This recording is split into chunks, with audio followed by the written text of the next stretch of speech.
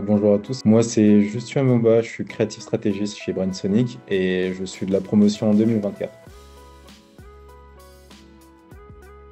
De mon côté, j'ai commencé par faire un DUT, technique de commercialisation. Ce qui était bien dans cette formation, c'est qu'elle était assez exigeante et on a vu beaucoup de choses. On a vu aussi certains principes de communication et je m'étais rendu compte assez rapidement que la com, c'était quelque chose qui m'intéressait. Donc je me suis dit que ça allait être intéressant après ça de peut-être pas faire une école de commerce, mais faire une école de communication. Et donc à cette époque-là, je cherche un peu les écoles par-ci par-là. Je fais le comparatif et je trouvais que c'était intéressant de faire l'USP. Donc je rejoins Paris en B3. Donc 6 mois de cours vraiment où on vient retravailler la formation, les acquis sur de la communication. Et ensuite, il y a 6 mois qu'on fait en stage tous les jours en entreprise. Je rejoins une agence qui s'appelle Tactile.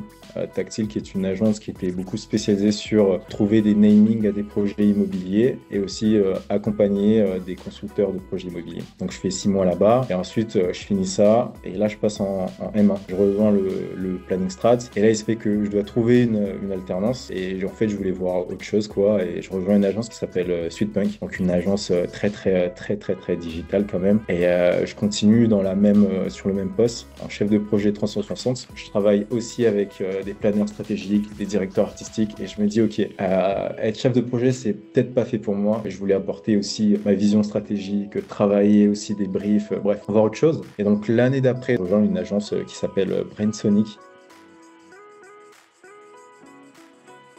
Brainsonic, c'est une agence 360, c'est-à-dire qu'on va venir travailler des sujets sur tout un scope de communication. On va à la fois travailler la partie stratégie, la partie conseil, la partie digital, réseaux sociaux, la partie événementielle et aussi on a un gros pôle quand même qui est assez fort parce qu'on a été les premiers à faire ça. C'est tout ce qui est innovation et intelligence artificielle. Et en termes de clients emblématiques on a Leroy Merlin. Il y a aussi des marques comme TUI, c'est une marque de voyage. On a Motorola, Lenovo, Claire notamment. Et mon rôle dans l'agence, au début, je suis arrivé en alternance, j'étais planeur stratégique uniquement. C'est un peu le poste qui donne la vision stratégique sur un projet. C'est-à-dire qu'on va recevoir un brief de la part du client. Et à partir de ces éléments-là, on va venir tailler la stratégie, on va dire. Ok. Et ce qui va être intéressant en planning strat, c'est qu'à chaque fois, on va chercher une espèce de science, un truc assez fort pour ensuite redescendre sur un brief créatif. Et le brief créatif, c'est ce qu'on va transmettre au créatif. Ensuite, il y a ces étapes-là. Et après, il y a une partie très intéressante qui est concevoir finalement la présentation. Parce que c'est bien beau d'avoir de belles idées, une belle strat, mais il faut bien la raconter, il faut avoir un storytelling.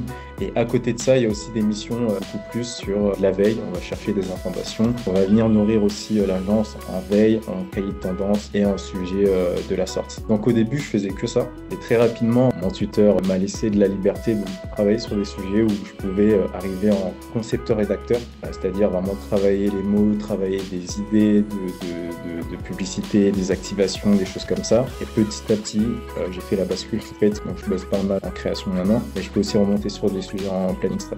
Et sur la partie conception-rédaction, ce qui est intéressant en agence, c'est que quand on fait ce poste-là, tu peux bosser sur un peu toutes les typologies de projets. Mais le cœur de tout ça, c'est que en fait, il faut avoir un concept quoi.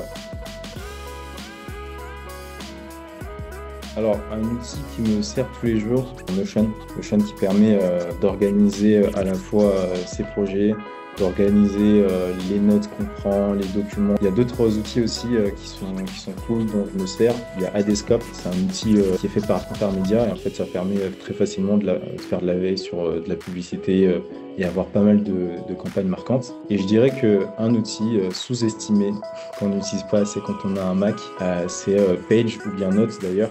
En fait, j'utilise beaucoup Notes. Je range dans des sous-dossiers de la veille que je me fais. Et c'est ultra utile, hein, Notes, en vrai de vrai.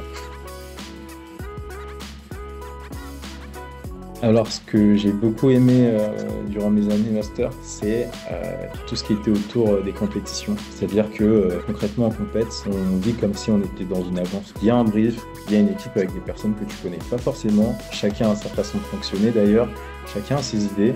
Et à la fin, le but, c'est d'arriver à un objectif. Ça prend beaucoup de compétences personnelles, travailler avec les autres, écouter les autres, avoir des idées.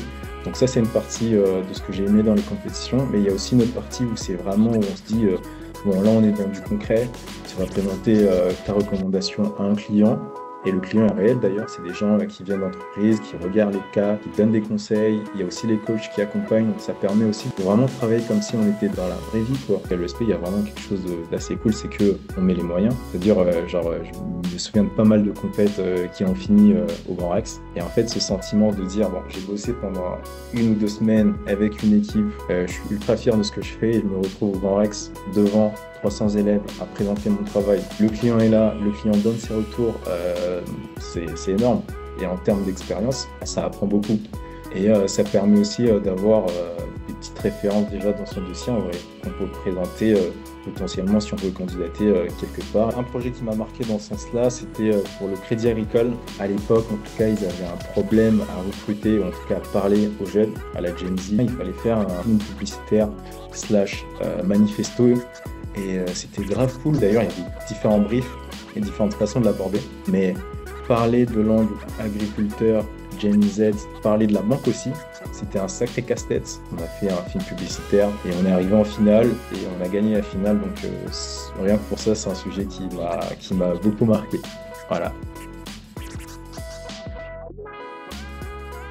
En agence, c'est pas du tout la même façon de travailler que chez l'annonceur. Et c'est une autre mentalité. Je suis d'ailleurs pas mal sur des appels d'offres. En fait, les appels d'offres, c'est comme si tu faisais des compétitions. Et déjà, avoir ces sujets-là que je traitais à l'école, ça m'a donné un peu plus de liberté et de légitimité à me dire, ok, ça c'est quelque chose que je suis capable de faire. Je connais plus ou moins l'exercice, je sais à peu près les étapes et le résultat qu'il faut avoir à la fin. Et donc, avoir cette mise en pratique déjà à l'école, ça donne pas mal de confiance quand on arrive en agence. Même certains professionnels qui sont en agence depuis quelques années, ils se disent ouais, c'est très fort, je savais pas que ça savais faire ça.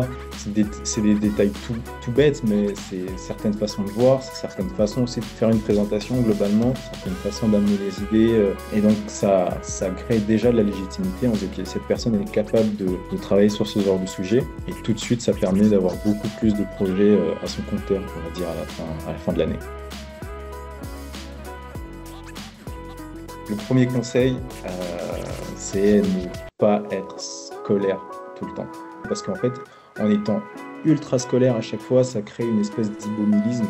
On n'est pas capable de s'adapter à ce qui se passe, au changement. Il faut être capable d'évoluer très très rapidement, d'adapter sa façon de penser et aussi se mettre à jour tout le temps sur ses connaissances parce que ce qu'on a appris il y a 1 an, il y a 6 mois, il y a 2 ans ne sera peut-être pas valable dans 6 mois.